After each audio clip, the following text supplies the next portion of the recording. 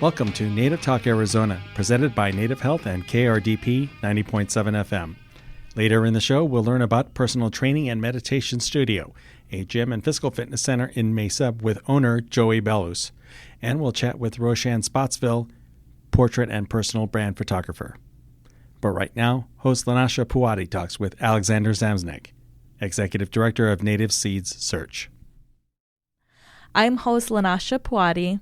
Native Seed Search is a nonprofit seed conservation organization whose mission is to conserve and promote the arid adapted crop diversity of the Southwest in support of sustainable farming and food security. On the phone with me is Executive Director Alexandra Zamecnik. Hello, Alexandra. It's an honor to have you on our show today. Thank you. Hi, Lanasha. It's an honor to be here. Yes, it's a pleasure to have you. And before we get started, can you tell us a little bit about yourself? Let's see. I started with Native Seed Search over 2.5 years ago. My background is in international relations, and I've worked most of my career in Latin America, in Mexico, and Central America. My mother is from Argentina. My family lives in Argentina still, or has gone back. They all live there now. And my father is from Boston. So I grew up within two cultures and going back and forth to a rural part of Argentina. And I think part of my passion for conservation of land, of plants, and certain culture comes from that experience of going back to Córdoba, Argentina. Oh, wow. That is amazing. Thank you for sharing that. Can you tell us more about the Native Seed Search and your mission? Native Seed Search is a nonprofit seed conservation organization that has existed for 40 years. We turned 40 this year. We steward 1,800 different seed varieties in a seed bank, and we manage different programs, seed access programs, so that the seeds are available to the public, but especially to communities of origin. So within the seed varieties, they're from the U.S. Southwest and Northwest Mexico, and the majority, 97%, are food crops, and most represented are corn, beans, and squash. But through this large area that it represents, so the U.S. Southwest and Northwest Mexico, about 50 indigenous communities are represented through the seeds. So a big part of our mission is to ensure that there's access to these seeds and that communities that are interested are able to grow and continue to have these seeds in their communities or in their lives. Can you share with us why was Native Seed Search started and why is conserving seeds important? You know, in the last probably 100 and a little over 100 years, we have lost about 75% of seed diversity. So what that means is that 100 years ago, a farmer had access to, I don't know, let's say in the case of tomato, 20 different types or more types of different seed varieties for tomato. And today it might be less than 10. So the variety that was accessible to farmers declined tremendously as farming changed within the United States and within the world.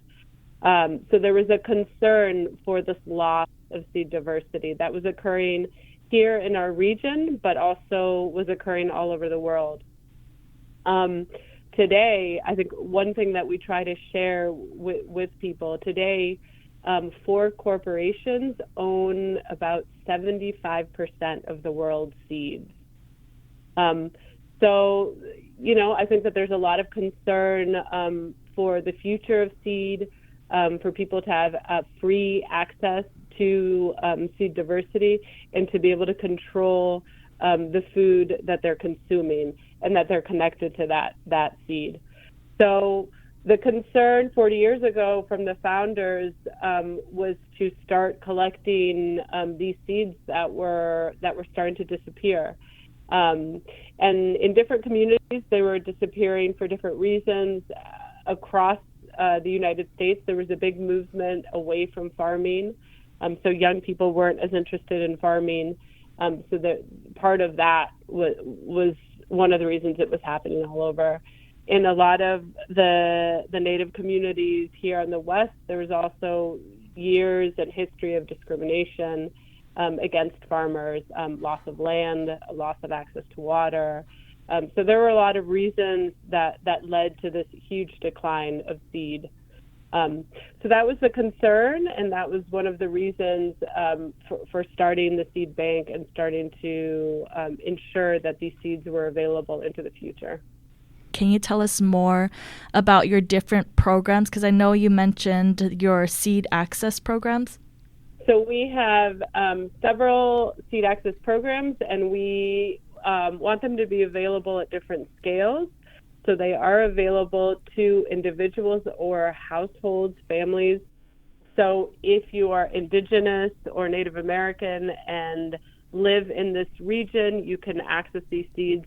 If you are also Indigenous or Native American and live elsewhere, you can access these seeds if you have a connection to the seeds that we're stewarding.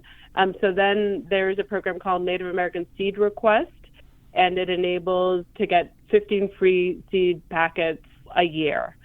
Then we also have community seed grants, so it's seed packets for community organizations like community gardens, schools, elderly centers, projects that are trying to build up seeds. And then we also work with tribally affiliated organizations. We might provide seeds to a harvest festival. It might be an Earth Day celebration, or it might be an initiative to create a seed bank.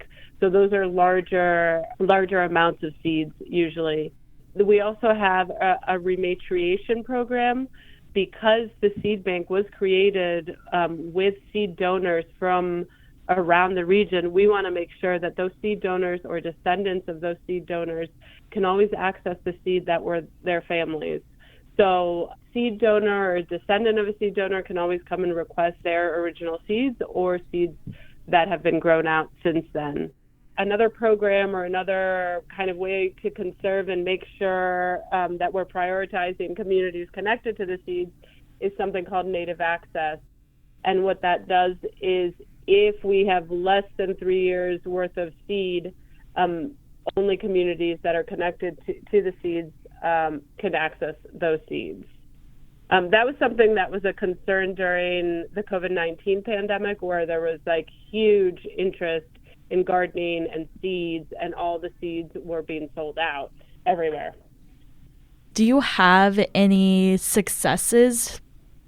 Yes, there's successes all the time, little and, there's big and little successes and things that have happened over the last 40 years.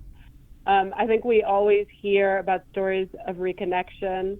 One of our board members, Tudor Montague, who is Quetzan, he, for example, wasn't aware that there was a human yellow corn. So he learned about native seed search, and he was interested in growing seeds, and he had no idea that this yellow corn from his community existed. So he was so happy to be able to access this corn and start growing it out. So he's been growing it out for several years to ensure that it's being grown in his community and being brought back. So there's a lot of examples like that where there's a kind of loss of knowledge about a certain seed variety, and that variety is brought back and then is grown.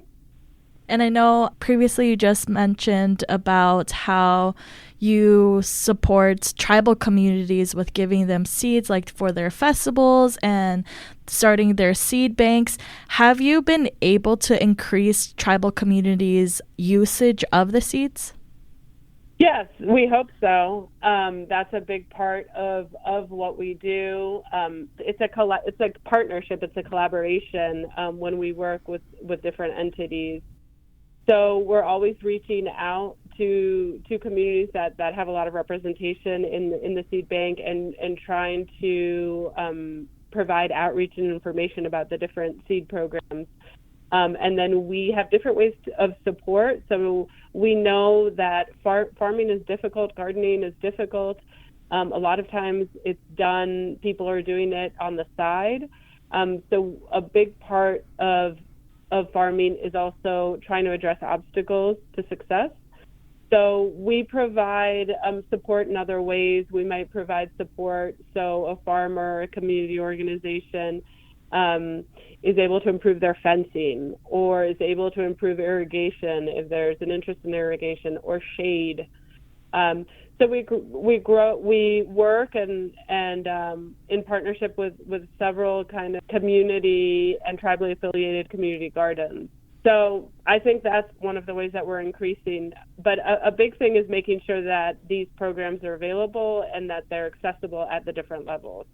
What if somebody was interested in starting to farm and maybe start their own crops? Do you also have resources for individuals just wanting to start and utilize those seeds? One of the ways that we work with partners, in addition to all the other programs, is we have a partner farmer program. And the idea of the partner farmer program is to be able to grow the seeds with stewarding 1,800 varieties, we can only grow a certain amount each year. So we have to change what we grow in our gardens from year to year. And we're trying to grow everything out on a kind of a 15 to 20 year cycle. So we work in partnership with a lot of farmers around the region, especially, for example, for seed varieties that are of high elevation. So we'll work with farmers, for example, in northern Arizona or in New Mexico to grow out certain varieties, and they will send part of it back to us and they will keep part of it. Those individual farmers, we try to support with as much information, so agricultural information about how to grow a certain variety, certain squash or corn information that we have. And then if they have obstacles, as I mentioned before, for example, if they need assistance with some fencing or soil implements or soil testing, we try to support them as much as possible. A lot of the success of creating food locally is supporting small farmers so that they can provide food immediately to the communities around them. So we want to make sure that we are supporting small farmers with as many resources beyond the seeds. And what do you hope Native Seed Search will accomplish in the future? What we want is for these seeds to survive and thrive into the future, and we want them to be grown abundantly in their communities of origin. So what we're hoping is that Native Seed Search, to some degree, it becomes less relevant in the future. That there are seed saving and seed conservation efforts that are happening across the Southwest at a community level and in different places. So that is the hope, is that these seeds continue to exist, that people see their value both in the face of climate change, in the face of our food system, which is becoming less and less diverse and more fragile. That's our hope, is that in the future there isn't as much reliance on Native Seed Search because these seeds are out in communities and being grown and appreciated. Do you have any upcoming workshops that our listeners can maybe participate in or are interested in learning more? Yes, we have a lot of workshops that are available to gardeners, and they're focused on Native American communities. So we'll provide workshops by tribe sometimes, or with partner organizations, community organizations. We have a seminar that's for Indigenous women who are seed savers. We are doing some focused on youth.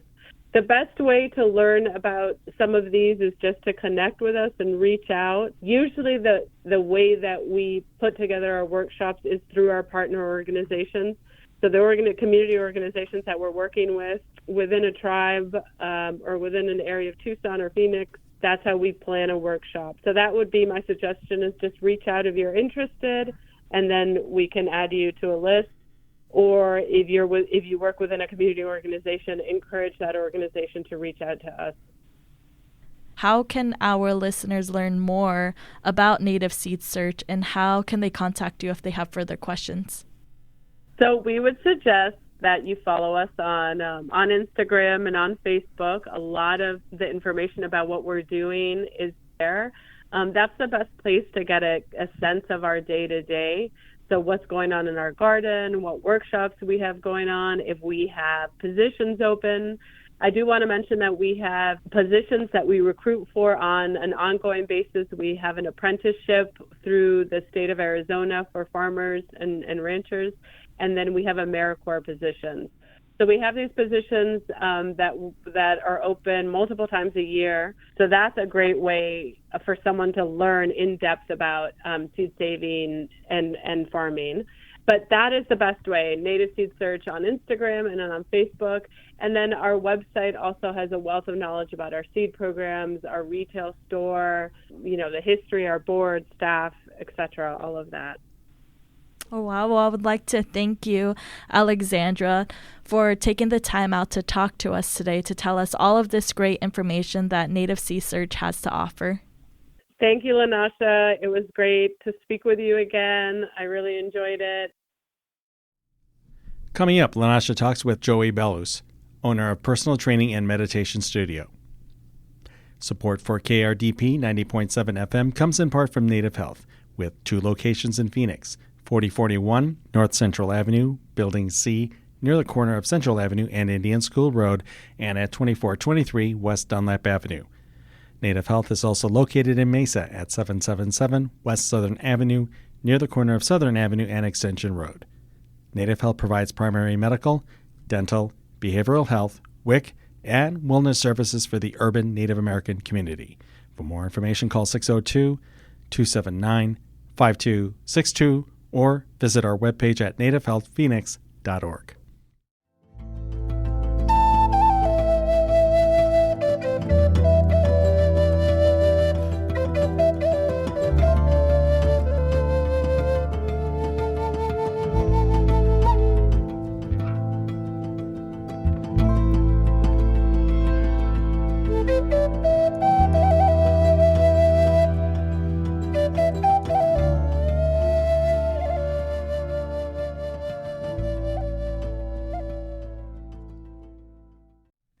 Welcome back to Native Talk Arizona, presented by Native Health and KRDP 90.7 FM.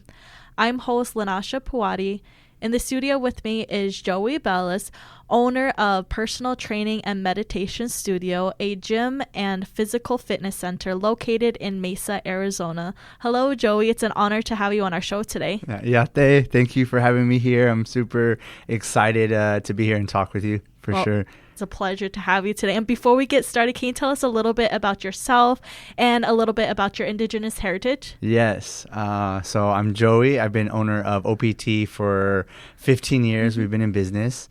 My birth mom is from San Carlos Reservation. So I'm Apache, Mojave, Anasazi, and Aztec. Mm-hmm. And I have lineage that runs all the way into Peru. Oh, wow. And so, that's a little bit about, I guess, in a nutshell. Mm-hmm. I was adopted off the reservation, actually. I grew up in Mesa, different parts of Arizona. And so it's been quite a journey, back into my indigenous roots. And it's a huge part of the studio now, what it is that we do, and being a Native American strength and conditioning coach, meditation coach. It's been really fascinating to see when I'm kind of in the mix of other strength and conditioning coaches. I'm the only Native American, and I didn't necessarily realize that, how important that is until I started getting deeper and deeper and deeper into my, indigenous roots. And now it's I love it so much. And I've met other people along the way, Native American yoga instructors and, dietitians and other running coaches. And it's been really awesome. Oh, wow. That is amazing.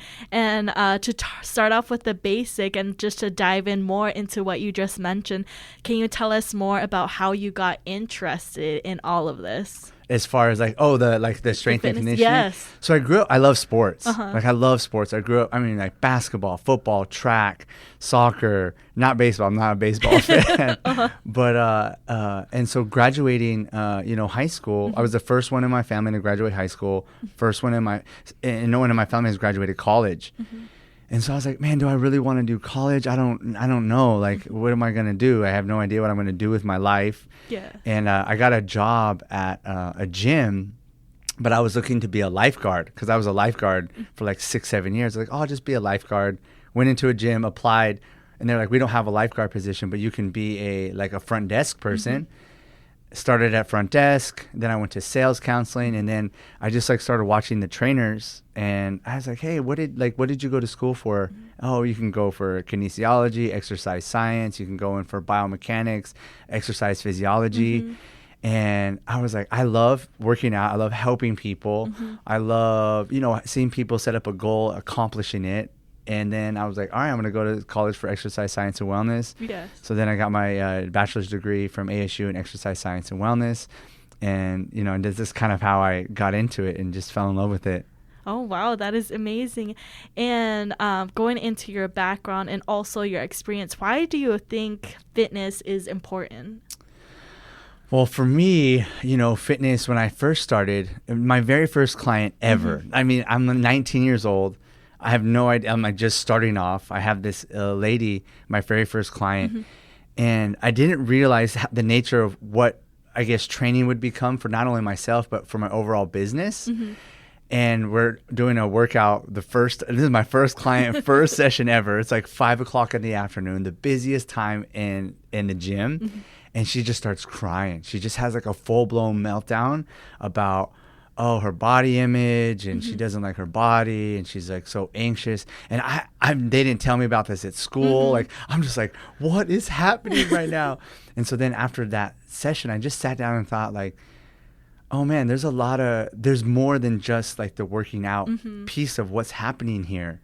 So then it really changed my outlook of like, when I'm working out with people, it's so much different than just the health and the fitness. So the health and the fitness for me, I use the physical piece to help people break down their emotional mindset, their psychological mindset. A big part of my business now is like spiritual development people with the breath work, the meditation, the sauna, the ice, because it's all so interconnected that you can't, the more that you try to compartmentalize your mind, body, spirit, sickness, pain, dysfunction, because we are all united, it's like you can't separate that. And so the health and the fitness was such a unique way for me to have these conversations with people beyond like their body and starting to frame it. Hey, whether you're nutrition or sleep or you're setting like a marathon goal or something like that, these same hurdles or roadblocks, or maybe you have some self-limiting beliefs, they show up everywhere in your life, not just in the gym. It could be with work or wanting a different job or re-enrolling in school or getting a certification, moving households. Who knows what it is? Getting out of a hard relationship or putting yourself into a relationship.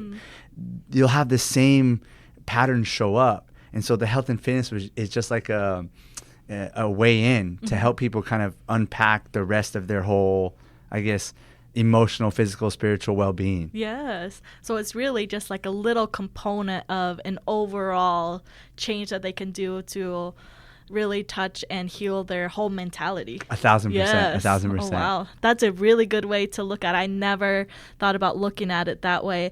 So how would you get people to I guess start thinking about those aspects on how they can be more healthier, like exercising, or how they should start taking baby steps, or should they just kind of jump in on how they can get physically healthy, mentally healthy, spiritually healthy, all of it? That's such a good question, because I've been doing this now for 19 years, and one of the biggest hurdles for people is they see what's on social media, they see what's on TV, they see what the media puts out. And so then what happens is, oh, I don't look like that, or I'm not as strong as like that, or if I go to the gym, do I have to do those types of things? And so then they tell themselves, I need to get to a certain place before I begin. Oh, yes. Versus just beginning. And hey, this is where I'm beginning. I don't have to begin here. I don't have to begin there. I can begin where I'm at. And that's like the first step into self-acceptance. This is where I'm at. This is my journey, and I can start slow. I always recommend starting slow because you want to avoid injuries or burnout. Yes. And then you say, okay, this is where I'm at. And what's the plan for where I'm at currently with my health and my fitness? But then it goes into other areas. Like, where else am I at in my health and fitness when it comes to, or like just in my life in general? And then you take a look at, my eating patterns, my sleeping patterns, just things like that. Because a lot of times people, I'm tired. I don't have time. There's so much going on. And so then you start slow. It could be walking. It could be jogging. It could be getting in the pool. It could just be, 15 minutes of getting your body moving.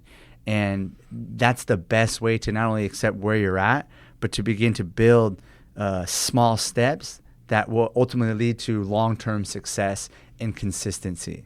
I think the main thing for people is just not to be intimidated to start as well. I know you also have a pretty interesting and very successful background yourself.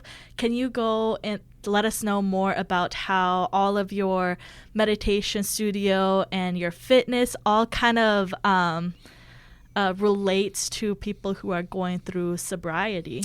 Yes. I think this is the biggest shift in my life, the biggest shift in just the overall framework of our business, because our business is very unique in the sense that what it is that we do at OPT in terms of working with people who are looking to get sober, especially Native Americans. Growing up, things happened to me, abused physically, mentally, emotionally, sexually, came from a divorced family, dysfunctional home. So I started drinking and using drugs when I was really young, 12 years old, and it pretty much plagued my whole life. And it wasn't until I found myself in an indigenous ceremony that I ended up becoming sober. And it completely changed my life to where I'm like, man, this was something I've never experienced before. And how can I now take these lessons and begin to blend them in my business for anybody? And so then over the past 8 years, it's been this refining process of sauna, ice bath, meditation, breath work, and then seeing how that all blends into when I work with natives. It's like the sauna is like sweat. It's like the Hogan. The ice bath is the cold river. The meditation, the breath work, if you ever have gone to like a teepee meeting, it's like you sit in a circle. Like everything for us is revolved around the medicine wheel and the teachings around the medicine wheel and how that actually is, it's us. Yes. And then what happened is just seeing, these are the things that got me sober, and these are the things that continuously help me stay sober, clean out my negative thinking or my self-limiting beliefs, and let go of resentment, let go of anger, let go of frustration, help me process sadness. And so then when I started working with, a population of Native Americans who are looking to get sober, it's like, hey, I've been on this same path as you. Yes. And these are the things that have helped me get sober. You might have put down the drugs and the alcohol, but you picked up sugar, you picked up soda, you picked up something. And so now how can we start to find balance of these things to where you're actually processing these emotions and understanding where you're at emotionally and recreating a spiritual foundation for yourself, whatever that looks like. What can you do now to create that relationship between you, creator, whatever it is that you believe in, and say, I'm giving up. I'm surrendering these things, emotions, vices, addictions, and I'm showing up vulnerable and ready to sink into my heart, yes. what it is that I'm feeling. And so the sauna and the ice bath and the breath work, the meditation, not only facilitates that, it brings it out of people. Yes. And then there's a piece of it where it's we can work that stuff out too. We can work out our anger. We can work out our sadness. And so this whole other side of my studio started to take off as soon as I started to heal. And that was a whole, again, before that, trying to compartmentalize my mind, my body, and my spirit versus, oh no, man, this is all connected even for me. Yes. And that has been such a beautiful shift, not only for our business, but just the overall impact that we have with our clients. Because even if you're not, quote unquote, using drugs or alcohol, the benefits for you coming in and with this philosophy that we carry all of our clients get the benefit of it. Yes. You know, and it's not just people going through addiction issues.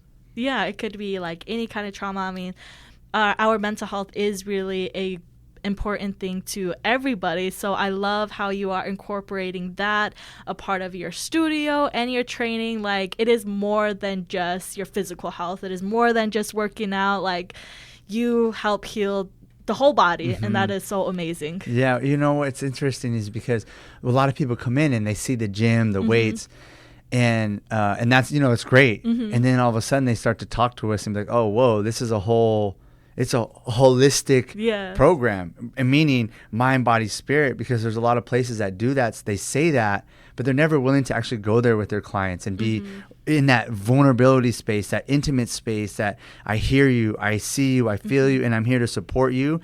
And however long it takes is however long it takes. And so it's been such a unique process, like incorporating that.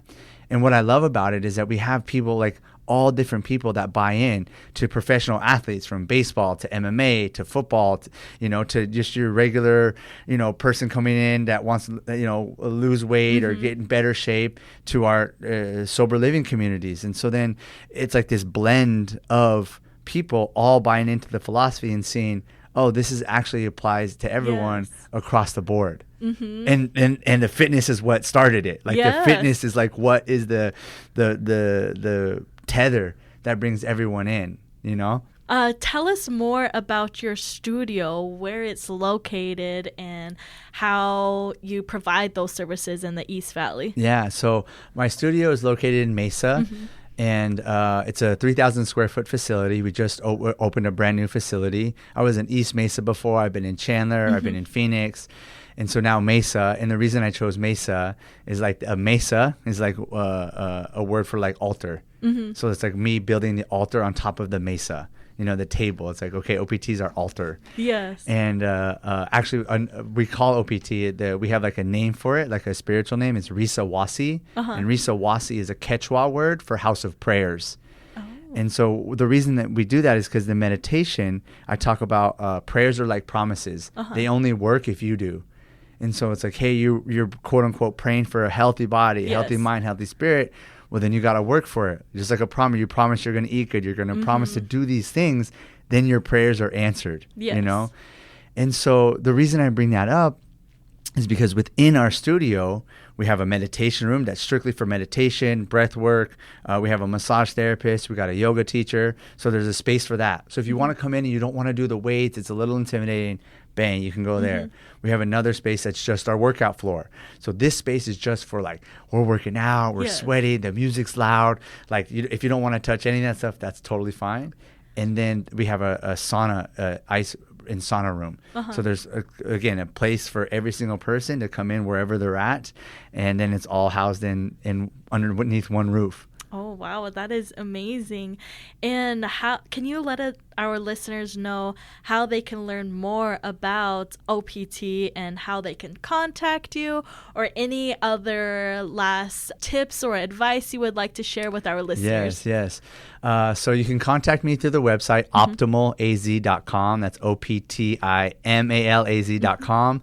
Our Instagram is @OPT Fitness. Our Facebook is Optimal Performance Training. So all of our contact information is on there. And for me, like whether I don't want anyone when it comes into our studio, everyone's always welcome. You know, we always give a free week trial. We have online coaching. We have free videos online to help people with, even if it's just stretching, light body movement. We got a whole free breathwork series on our YouTube channel. And for me, never to let, or I guess I wouldn't want people to say, here's where I'm at. This is how I'm always going to be. This is how it's always going to be, versus like starting small. 5 minutes of meditation, 5 minutes of walking, start eating one healthy thing or give up one unhealthy habit. Like start slow, you know, because our bodies are the vessel of our spirit. So it's like the more you take care of this vessel, the stronger and the brighter your spirit shines. And so then you learn that along the way. And so for whoever's listening or wherever we're at, is like starting small. And, try to, if you don't have a community, you can jump in on our online community or however it is, but starting somewhere small, because, you know, your health at the end of the day helps facilitate the rest of your life. That is very true.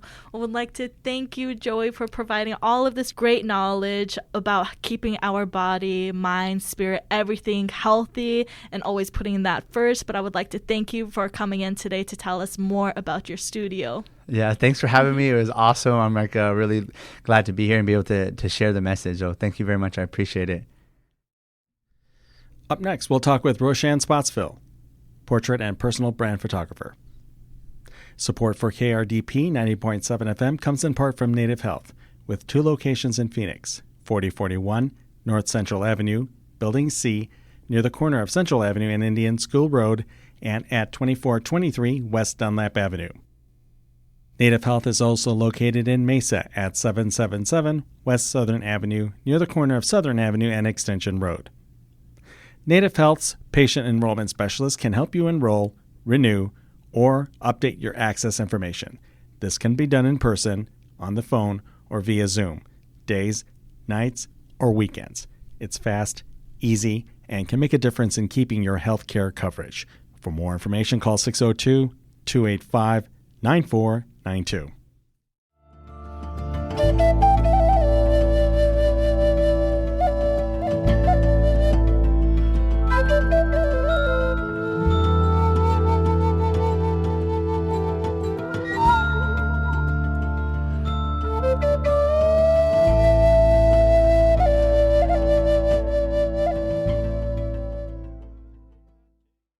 Welcome back to Native Talk Arizona, presented by Native Health and KRDP 90.7 FM.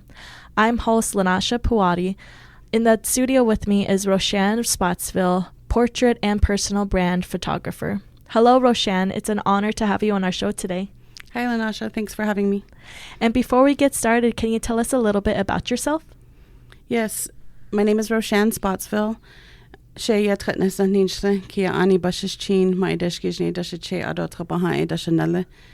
originally from Balakai, Arizona, on the Navajo Reservation. I'm a wife and mother to 2 beautiful children, and I'm a photographer here in the Valley, and I've been providing photography services since 2010 to families and businesses. Oh, wow. That's awesome. It's a pleasure to have you today. And can you tell us more about your journey with photography by Roshan? Yes. So I began my photography business in 2010 when I was gifted a DSLR camera for my birthday. And I started out just taking pictures of anybody that would let me, just to practice. And I started, I think my first sessions were free, and then I moved up to $25 and $50 and just kind of increased as I built my skill set. And currently, I provide photography services to small business owners for their personal brand sessions. And a brand session is it's a collection of cohesive pictures that are taken for businesses or entrepreneurs to use as images on their online presence. So that's their website, their social media. The images will include headshots, product photos if they have any, pictures of them working, showing what they do, and some pictures of showing who they are as well to connect with their audience. I know you said you do like the business. Do you do like any personal or event photography as well? I do. I do senior pictures, which I'm already currently booking class of 2024 photo shoots for grad sessions. I also do family photography, and I also do event photographies for things like conferences and just different events that are held. And are most of your photography, do they take place in the Phoenix area, or do you travel to like other areas in Arizona?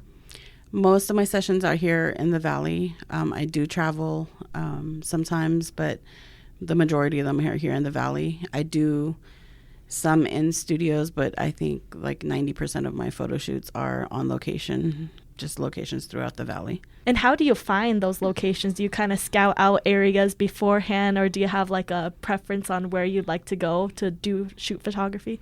I have some go-tos that I use multiple times. I work with my clients, and I really try to tailor their sessions to them. So I talk to them about what kind of vibes they're going for and what look they want in the background. And then If I don't know any place like that, I'll go and scout something until I find something that works for them. Oh, wow. That is awesome. So you kind of really go by the theme of whatever the session is going to be. Yes. And all my sessions, especially my grad sessions, I really want the photos to represent what they want. Mm-hmm. So I just try really hard to customize it for each client instead of using the same places, or even if I do go to the same place like Papago Park, I'll try to, it's a popular location, but I'll try to use different parts of the park so that the photos all look different. I don't want them all to look the same. And I know you mentioned a little bit of how you got interested in photography when you were gifted your camera. Can you elaborate, like, how you got into photography? Like, were you self-taught? Did you take any classes? Or I know you mentioned you were kind of just taking photos of families. Is that how it all started? Well, for me, I think it started when I was a little kid. My Uncle Ben had brought me back a 110 camera. I don't know if you guys remember those. They're like skinny and long. Oh, okay. And he brought me back a pack of film. And I would just take pictures of whatever was around me, the sheep, the horses, my little brother, my family, the landscape, whatever was around me. And as soon as I would fill up all that film, he would take that to go get developed and give me another pack of film. And so I just loved it. And I've always been the person with the camera at family events. I've always been just taking pictures of everything. And then in 2010 is when I decided to try to do it for a business. And it kind of escalated quicker than I expected. And so I did it part-time from 2010 to 2020. And then the end of 2020, I left my job with the state and started doing this full-time. So I've been doing it full-time since. And how has your photography evolved? I guess the biggest part is the skill level. When I first started, I don't think I understood a lot about basic things like composition. I just took pictures. I just saw, just like I think everybody else with like cameras do, you just see something and just take a picture. You're not really thinking about lighting or composition or leading lines or all the things that go into it. But as the years went on, I had a friend who was a photographer that would answer questions for me when I didn't understand how something worked. And then as I started understanding my camera and started doing better with taking pictures, I would incorporate more things into it, like changing lenses or lighting, things like that. And I've just kind of built onto that over the years. And I am pretty much self-taught. I haven't really taken any like courses in it. I've taken like workshops here and there, but it's a lot of YouTube University and asking questions as much as I can to other photographers and just practicing a lot. Oh, wow. That is so amazing. And it's so awesome how you have the support of other photographers to have that conversation of getting your questions answered. Can you let us know, how do you celebrate Indigenous heritage in your work? I love photographing my clients in their traditional attire. I love seeing their family, getting them ready for their sessions. And it just kind of, I guess, reminds me of when I was younger. And my grandma used to get me ready for like different events. So when she was getting me ready, she would always kind of explain each piece that she was putting on me and then kind of explain the meanings behind them. And then she would always talk to me about how you're supposed to carry yourself wearing these pieces, or like when you're dressed a certain way, the way you're supposed to carry yourself. So when I take photos of people wearing their traditional attire, I just try to honor what she taught me. I make sure that I pose them respectfully in a way that's caring for the things that they're wearing. So I'm not going to sit them like in the dirt, or if they're going to lay a Pendleton down, I keep a separate blanket that we can put underneath the Pendleton so the Pendleton doesn't get dirty. Just things like that. It's just respecting and caring for what they're wearing and respecting them. I know how you started everything kind of all self-taught. What kind of advice would you give to somebody who is maybe interested in taking that leap of faith as well in starting a photography business or just getting into photography? It's a question I get a lot from people who ask me, I want to start taking pictures. What kind of camera should I get?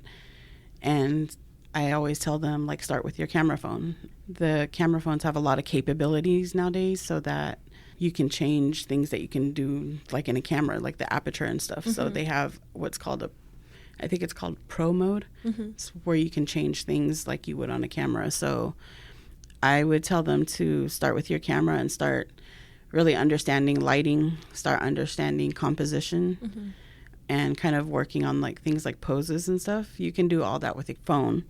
So that's my first suggestion. Don't just buy equipment. I have so many people that I know that were like, I want to get into photography, and bought like a $500 or more camera, and that camera just sits in the closet and collects dust. So if you're really trying to take that journey, like start doing it with your phone and build up from there. The first camera I had, I think, was a Canon Rebel XS, and it was an entry-level camera. But some of the stuff that I did with that camera like ended up in museums and magazines, and I had that camera for a long time. So you don't have to buy the latest, the greatest equipment. And just starting to understand the basics of photography and really taking time to take pictures. Because when a lot of people will have their phone camera and take like 30 pictures really quick, as long as the subject's somewhere in the frame, like they just take 30 pictures really quick.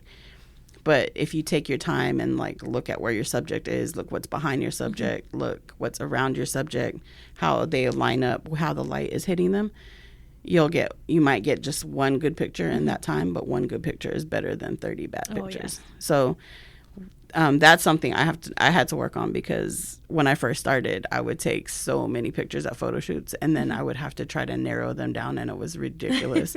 But now I don't do that as much. Like, I don't just fire off a whole bunch of shots and hope one of them is good. Yes. Like, I try to really focus on what's around them and making sure it looks good, so I don't have to go through 500 pictures for a photo shoot. Wow, that is so amazing. And still talking about somebody who's starting up, would you suggest that they start off with one area interest, like for example just portrait photos to start off with to build their skill set, or should they kind of jump right in and try portrait, family? When you're first starting out, I think you need to kind of explore different types of photography and different types of lighting, because there's natural light photography and there's strobe light photography. Most of my sessions are with strobe light, but I also incorporate a lot of natural light photography. Like, I do kind of a mix of both, but they're going to give you different looks, and it really depends on what look you like, because what you choose and what you want to do, that's what you're going to be known for. And if you start doing something that you're just doing just because you're doing it, no reason, not that you really like it, you're going to be known for that, and then you're going to be doing photography you don't really like. So, I mean, there's people that do family sessions, and they're really like dark and moody, and they look really cool. And there's people that do like natural light photography family sessions who are like bright and airy. And then the type I do is I like bold colors. So I use a strobe light for my sessions, and it just helps me like capture more bold colors. So it's different styles, and then not even just that, but like what you want to do. So like I was doing mostly portraits. Then I started branching out. I started doing events, and then I started doing product photography. And then I realized that what brand sessions were, so I started working on the brand sessions. So now I kind of do a combination, all of it, but I don't do weddings anymore though. It just became like I shoot by myself. So big weddings are just a lot of work, and it would just, I guess, make me stress more than I enjoyed it. So completely understandable. And finally, how can our listeners learn more about Photography by Roshan, and how can they contact you if they have further questions? So I can be reached on Facebook and Instagram, Photography by Roshan.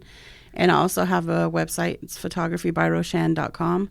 They can either DM me on social media, or I have a contact page on my website that they can go to. Perfect. Well, I would like to thank you, Roshan, for taking time out to talk to us today to tell us more about your amazing photography business and how it all started. Thank you so much. Thanks for having me today.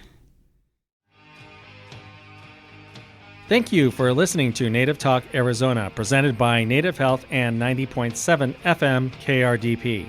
Our executive producer is Susan Levy. Sound engineer is Javier Quiroga, and our host is Lanasha Puadi. We hope you will tune in again next week. If you have any questions, please reach us at nativetalkaz@listen2krdp.com.